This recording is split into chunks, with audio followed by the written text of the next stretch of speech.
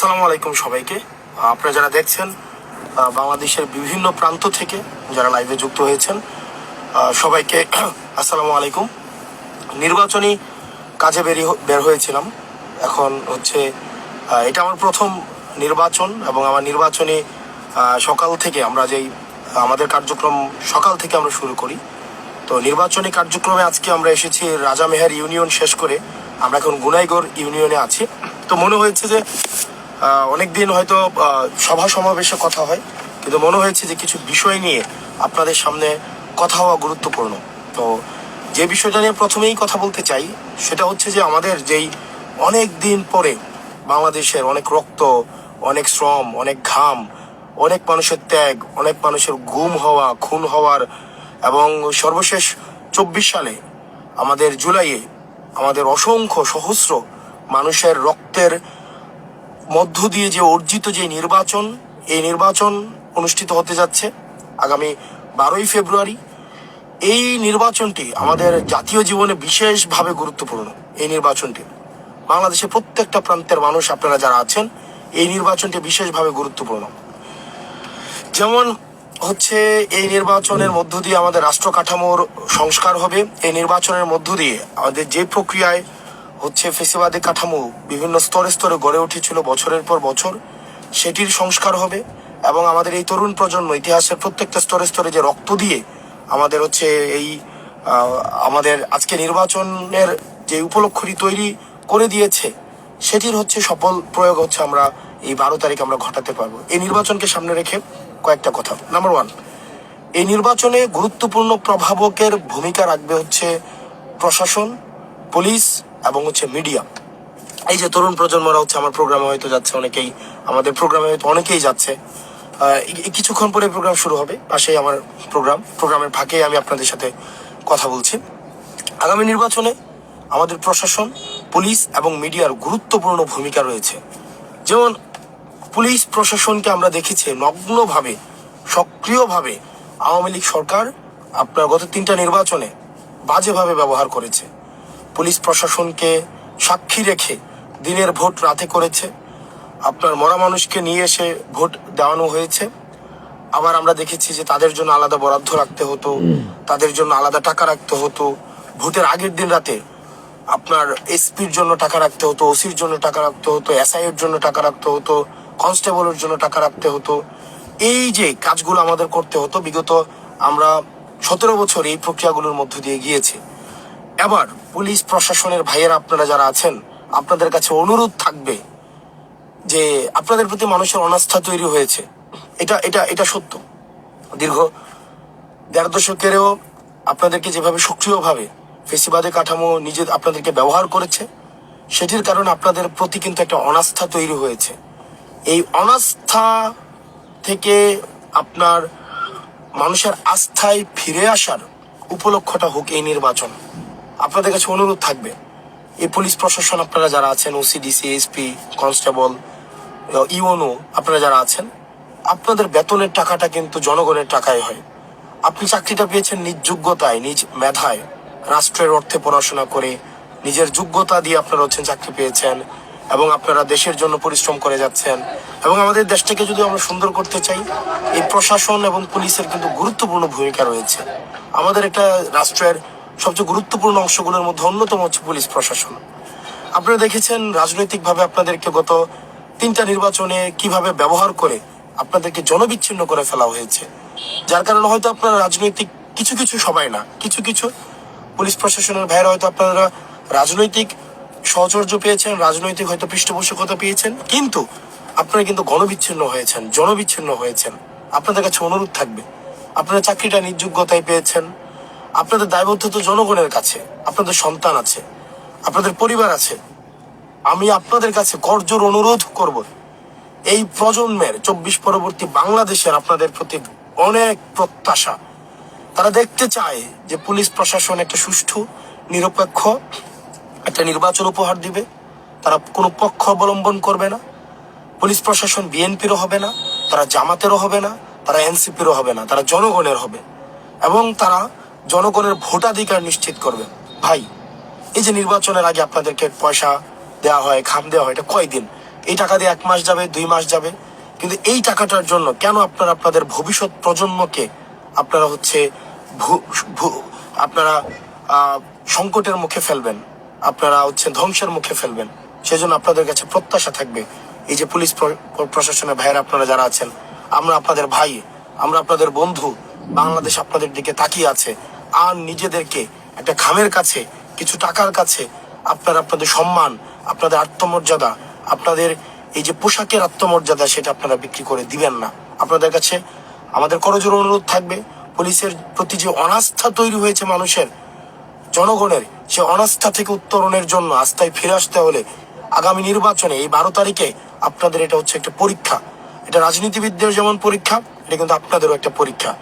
আমি আপনাদেরকে অনুরোধ করব, বাংলাদেশের পক্ষে দাঁড়ান, জনগণের পক্ষে দাঁড়ান, বাংলাদেশের পক্ষে দাঁড়ান।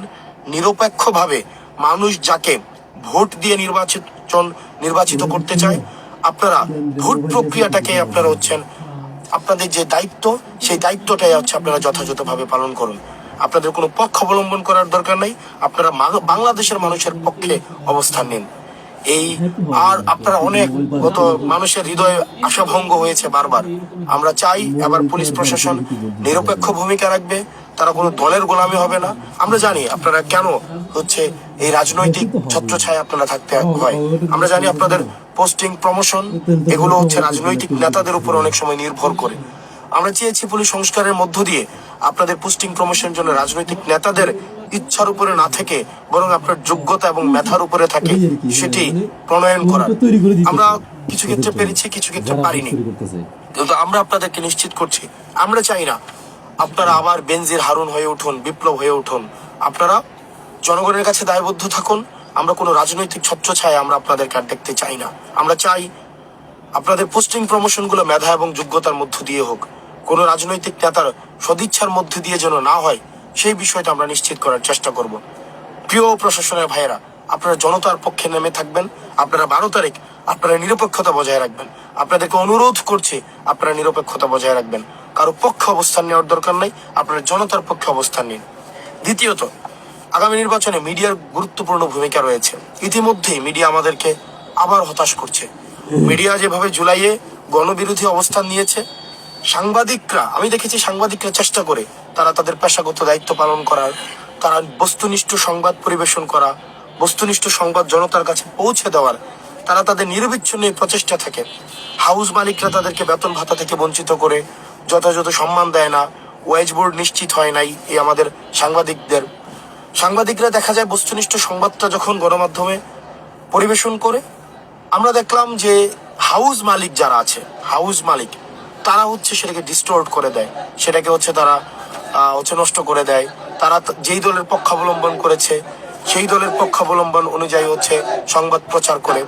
আমরা গতকাল খবর পেয়েছি নির্দিষ্ট একটা দলের কোনো ধরনের অপকর্মের খবর সংবাদ পত্রে এবং সংবাদ মাধ্যমে প্রচার করা অঘোষিতভাবে নিষিদ্ধ করা হয়েছে। আমাদের সংবাদকর্মী ভাইয়েরাই সেই বিষয়গুলো আমাদেরকে জানায়। প্রিয় মিডিয়ার ভাইয়েরা, আপনাদের প্রতি মানুষের অনাস্থা তৈরি হয়েছে। মেইন স্ট্রিম মিডিয়া বলতে এখন মানুষের মনস্তত্ত্বে মেইন স্ট্রিমের এই মর্যাদাটা এখন আর নাই। সিটিজেন জার্নালিজম অ্যারাইজ করেছে, প্রত্যেকটা মানুষ মেইন স্ট্রিমকে এখন আর আস্থায় রাখতে চায় না। আপনাদের কাছে রিকোয়েস্ট থাকবে, গণমাধ্যমের যে ভাইয়েরা আছেন, আপনারা পড়াশোনা করেছেন, আপনারা এই জুলাই রক্ত দিয়েছেন, আপনারা এই জুলাই রাস্তায় নেমে এসেছেন, আপনাদের কাছে অনুরোধ থাকবে, পক্ষ অবলম্বন করার দরকার নেই, বাংলাদেশের মানুষের পক্ষে থাকেন। আমরা জুলাই এমন সাংবাদিক দেখেছি, মানুষ তাদেরকে মাথায় তুলে নিয়েছে, সম্মান দিয়েছে, মর্যাদা দিয়েছে। আবার এমন মিডিয়া আমরা দেখেছি যাদেরকে জনগণ হচ্ছে দৌড়ানি দিয়ে আপনার সংবাদ পরিবেশন করা থেকে তাদেরকে আপনার হটিয়ে দিয়েছে। এখন আপনাদের সিদ্ধান্ত যে আপনারা কার পক্ষ অবলম্বন করবেন।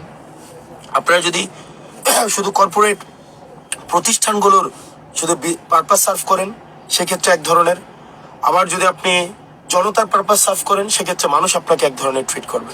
সেজন্য মিডিয়ার প্রতি উদাত্ত আহ্বান থাকবে, আপনারা কারো পক্ষ অবলম্বন করার দরকার নেই। আপনাদের পক্ষ হচ্ছে বস্তুনিষ্ঠতা, আপনাদের পক্ষ হচ্ছে বাংলাদেশের জনগণ। সেই জন্য সেই জায়গা থেকে আপনাদের কাছে করজোর আহ্বান থাকবে মিডিয়ার কাছে, বাংলাদেশ যেই উত্তরণের পথে হাঁটতে চাচ্ছে, সে উত্তরণের পথে, গণতান্ত্রিক উত্তরণের পথে আপনারা আমাদেরকে সহযোগিতা করুন, আপনারা বাংলাদেশকে সহযোগিতা করুন। বস্তুনিষ্ঠ সংবাদ প্রচারের মধ্য দিয়ে বাংলাদেশের মানুষের পক্ষে আপনারা অবস্থান নিন।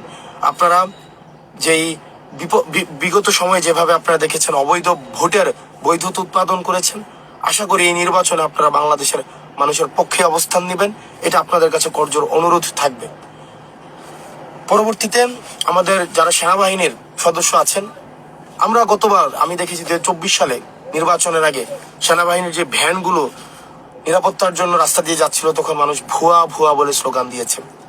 আমি ব্যক্তিগতভাবে যখন সেনাবাহিনীর মানুষের সাথে কথা বলি, কর্মকর্তা কর্মচারীদের সাথে কথা বলি, সৈনিকদের সাথে কথা বলি, অফিসারদের সাথে কথা বলি, আমি দেখেছি দেশের প্রতি তাদের যে আন্তরিকতা, প্রত্যেকটা মাটির প্রতি তাদের যে দায়বদ্ধতা, দেশের মানুষের প্রতি যে তাদের মমতা বোধ, যেই দায়িত্ব বোধ, সেটি সবসময় আমাকে অনেক বেশি দেশের প্রতি আরো বেশি রেসপেক্টফুল করেছে, তাদের প্রতি আরো বেশি আমাকে রেসপেক্টফুল করেছে। সেই জায়গা থেকে সেনাবাহিনীর বেশ কিছু কতিপয় সদস্যরা এই ইনস্টিটিউশনের সম্মানটাকে নষ্ট করেছে। আমাদের আমাদের জাস্ট কিছু সেনাবাহিনীর বিপথগামী সদস্য এই সেনাবাহিনী প্রতিষ্ঠানটাকে জাতির সামনে প্রশ্নের মধ্যে নিয়ে এসেছে। সেজন্য আপনারা সেনাবাহিনীর সদস্য যারা আছেন, আপনারা যেভাবে জুলাইয়ে বাংলাদেশের পক্ষে রাস্তায় নেমে এসেছিলেন, জনতার পক্ষে রাস্তায় ছিলেন, আমরা প্রত্যাশা করি এই নির্বাচনে আপনাদের যে ভূমিকা, সেই ভূমিকা আপনারা যথাযথভাবে আপনারা রাখবেন।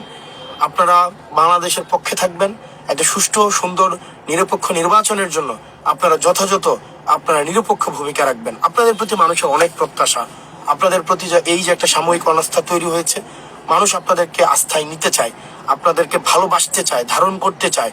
এই বাংলাদেশ সেনাবাহিনীর যে পোশাকের যে একটা অরা আছে, যারা আমরা ডিফেন্সের না, আমরা এই সেনাবাহিনীর যে পোশাকটা, ডিফেন্সের যে পোশাকটা, সেটাকে আমরা একটা গভীর শ্রদ্ধার সাথে আমরা দেখি। এটার এক ধরনের মমতা রয়েছে, এক ধরনের টান রয়েছে, এবং প্রত্যেকটা ছেলেই, প্রত্যেকটা, আমি মনে করি বাংলাদেশের প্রত্যেকটা নাগরিকই জীবনের কোনো না কোনো এক সময় সে হচ্ছে ডিফেন্সের অফিসার হতে চায়, কোনো না কোনো এক সময় এটা হতে চায়। আমি ব্যক্তিগতভাবে চেয়েছি, অনেকেই চেয়েছে, আমি দেখেছি প্রত্যেকেই ডিফেন্সের অফিসার হতে চায়।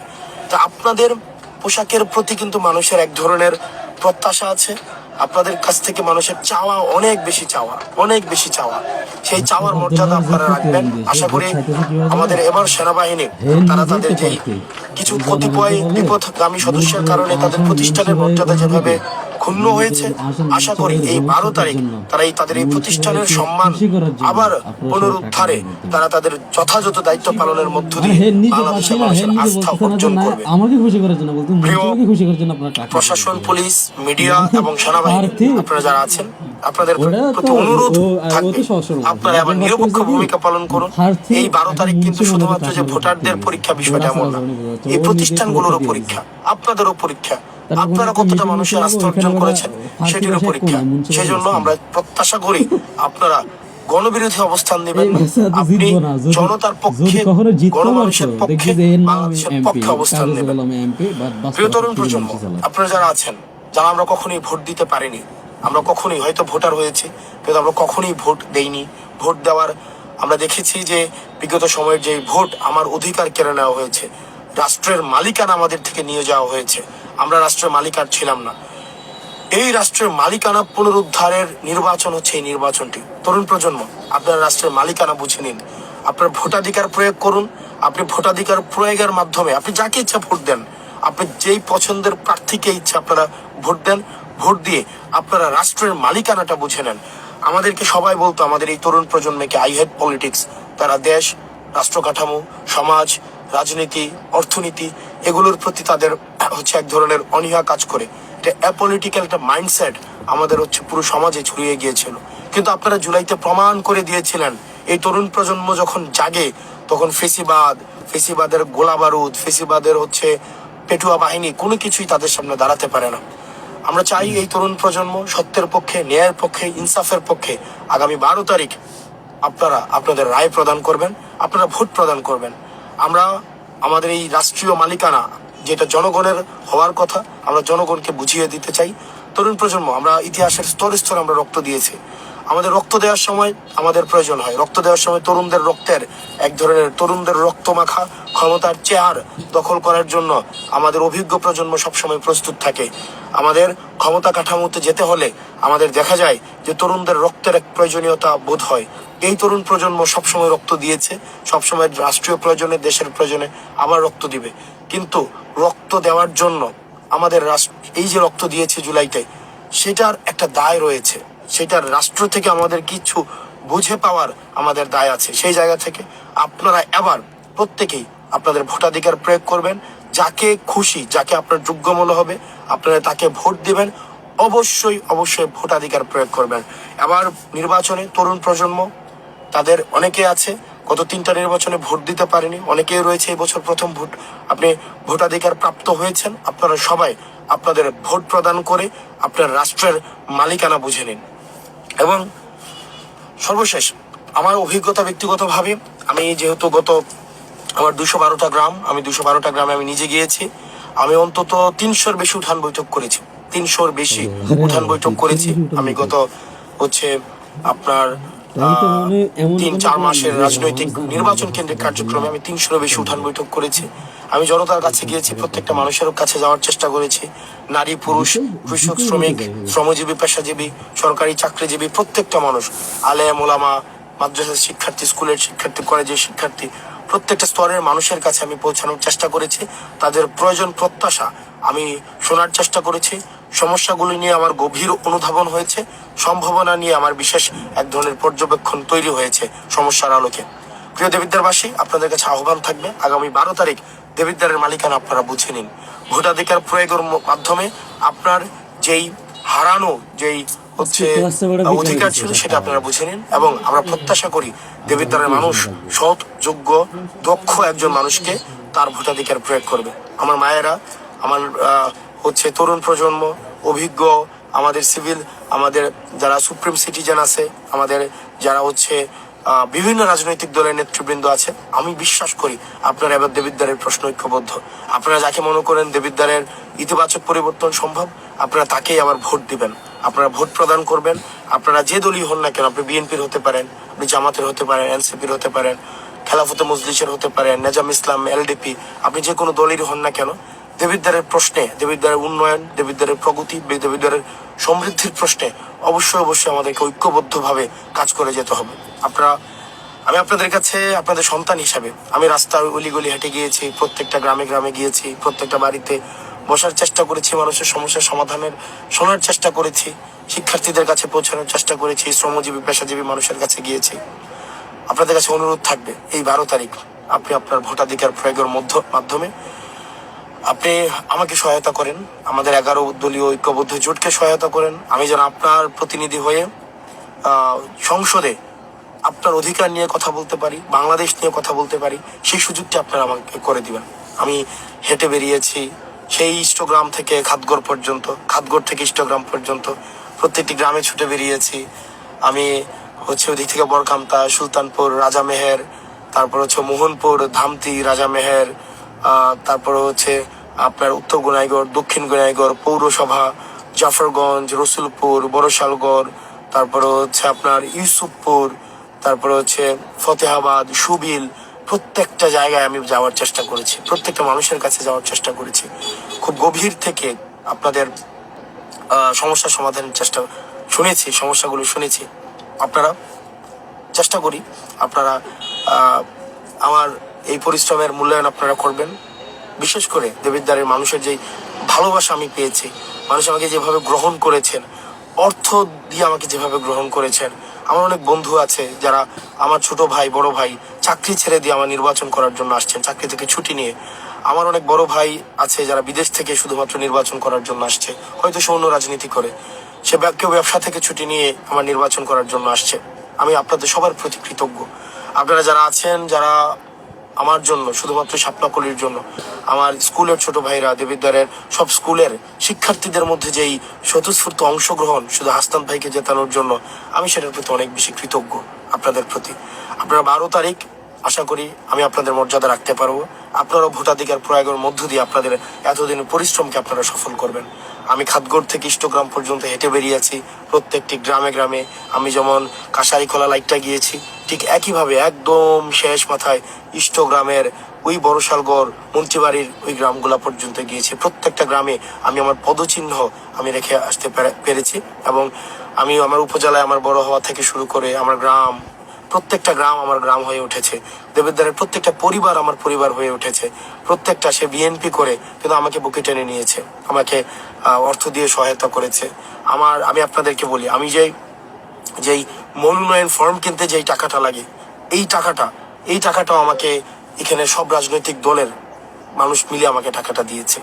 আমার যেই মনোনয়ন ফর্মের এই টাকার মধ্যে বিএনপির টাকা আছে, জামাতের টাকা আছে, তারা হচ্ছে এনসিপির টাকা আছে। তারা এই কারণে দেয়নি যে এনসিপির হাসনাত, তারা দেবিদ্বারের হাসনাত হিসাবে তারা আমাকে বুকে টেনে নিয়েছে। আমাদের রেমিটেন্স যোদ্ধা ভাইয়ের আপনারা যারা আছেন, আপনারা আপনাদের পরিবারকে আমাদের কথা বলবেন।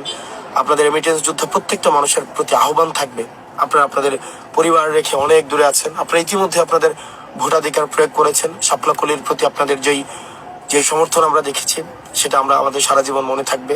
দেবিদ্বারের প্রতি সেই বিষয়গুলো আমাকে আরো বেশি দায়বদ্ধ করেছে। আপনাদেরকে আহ্বান জানাবো, আপনারা সবাই একসাথে চলেন আমরা দেবিদ্বারটা করি। এই সপ্তাহটাই সর্বশেষ, এই সপ্তাহটাই হচ্ছে সম্ভবত আপনার শেষ সপ্তাহ, যে সপ্তাহে আপনার রাষ্ট্রপ্রধানকে নিয়ে বা রাষ্ট্র সরকার প্রধানকে নিয়ে আপনার কথা বলতে আপনার ভয় নাই। এই সপ্তাহটা হচ্ছে শেষ সপ্তাহ। একবার চিন্তা করেন তো, আপনি ইউনুসকে আপনি এটা বলতে পারবেন, এটা শুয়োর ইউনুস, এটা বলার জন্য আপনাকে দুইবার ভাবতে হয় না। ইউনুসকে আপনি যে কোনো গালি দিতে পারবেন, আপনার দুইবার ভাবতে হয় না। কিন্তু একই জিনিস আপনি দেখেন তো, যারা সরকার প্রধান হতে চাচ্ছে তাদের ক্ষেত্রে আপনি বলতে পারবেন কিনা? সম্ভবত এই সপ্তাহটাই আপনার শেষ সপ্তাহ, যে সপ্তাহে আপনি যে কোনো কমেন্ট, যে কোনো আমাদেরকে গালাগালি করতে পারছেন, আমাদেরকে বন্যার টাকা নিয়ে হচ্ছে প্রশ্ন তুলতে পারছেন, অথচ যেই টাকার হিসাব গত 1.5 বছর আগে দেওয়া হয়েছে, ইউটিউবে সার্চ করলেই পাওয়া যায়। এবং এই যে বারবার করে আপনারা প্রশ্ন করতে পারছেন, এটা হয়তো এই সপ্তাহই আপনার শেষ সপ্তাহ। এবং যে কারো কমেন্ট বক্সে গিয়ে গালাগালি করতে পারছেন নির্বিঘ্নে, নির্ভয়ে।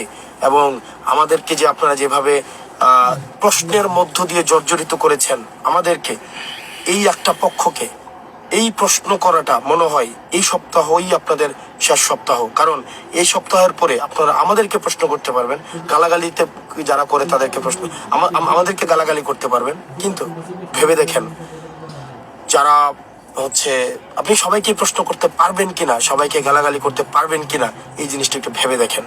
সেজন্য বাংলাদেশের মানুষ তার হচ্ছে প্রশ্ন করার স্বাধীনতা, দ্বিমত প্রকাশের স্বাধীনতার সর্বশেষ সপ্তাহ হচ্ছে এটি।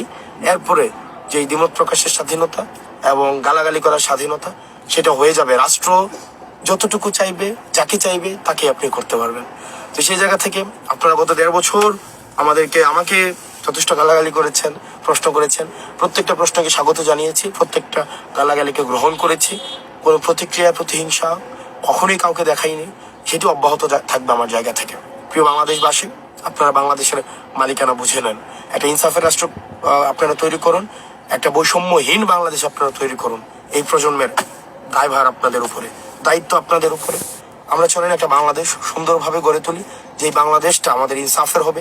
আপনি বিএনপি করতে পারেন, আপনি জিয়ার আদর্শে বিশ্বাসী হতে পারেন, বেগম জিয়ার আদর্শে বিশ্বাসী হতে পারেন। আমি বিশ্বাস করি বেগম জিয়ার আদর্শে, জিয়ার আদর্শে, এটাই ইনসাফের আদর্শ। আমরা সবাই ইনসাফের আদর্শে রয়েছি। আমরা যারা ইনসাফের আদর্শে রয়েছি, চলেন আমরা একসাথে বাংলাদেশটাকে গড়ে তুলি। আসসালামু আলাইকুম রহমতুল্লাহ। সবাই ভালো থাকেন, সুস্থ থাকেন। একটা সুন্দর বাংলাদেশ আমাদের দেখা হবে। আসসালামু আলাইকুম রহমতুল্লাহ।